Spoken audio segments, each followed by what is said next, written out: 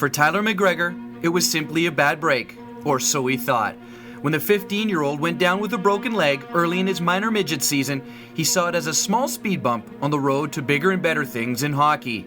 But instead, McGregor embarked on an entirely new road, one that would change his life forever.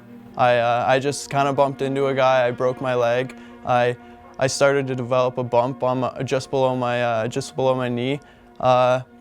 For the longest time, they told me it was just healing tissue. It actually turned out to be spindle cell sarcoma, which is a form of bone cancer. I was diagnosed in January 2010, and I lost my leg in April 2010. 6 months of chemotherapy followed the amputation, finishing up just in time for the start of a new season, and leaving McGregor facing a winter without hockey for the first time. A reality that didn't sit well with the teenager. I was depressed, to be honest. I was so mad that I would never be able to play hockey at a high level, because growing up, I always dreamed of playing in the NHL. That was my goal. I dedicated my life to that. So to have that taken away, it was devastating. So it took a while for me to adjust to it, but at the end of the day, I realized to save my life, they had to take my leg, and if that was one of the sacrifices, then I had to go through with it. Once McGregor accepted his fate, it was on to a new chapter in his hockey career. Through friends he had made in the game, McGregor was introduced to sledge hockey.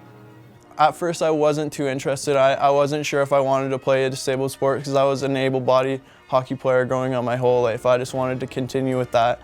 But some people contacted me, they recommended it to me, and I figured I might as well give it a try. So I went out my first time. It was really tough, but I enjoyed it, and from there I've just fallen in love with the game.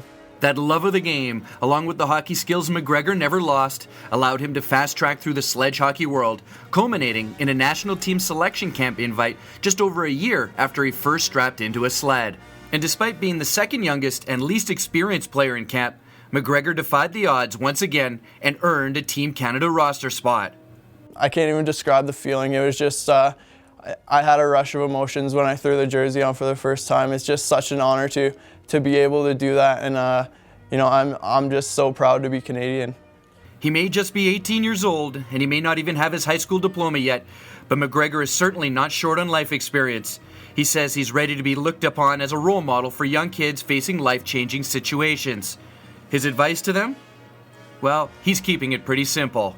You got to keep a positive attitude and battle through the adversity. I mean, you have to take the good with the bad, because at the end of the day, you're going to come out on top, and that's the most important thing. So, yeah, like I said, I would just say to keep a positive attitude.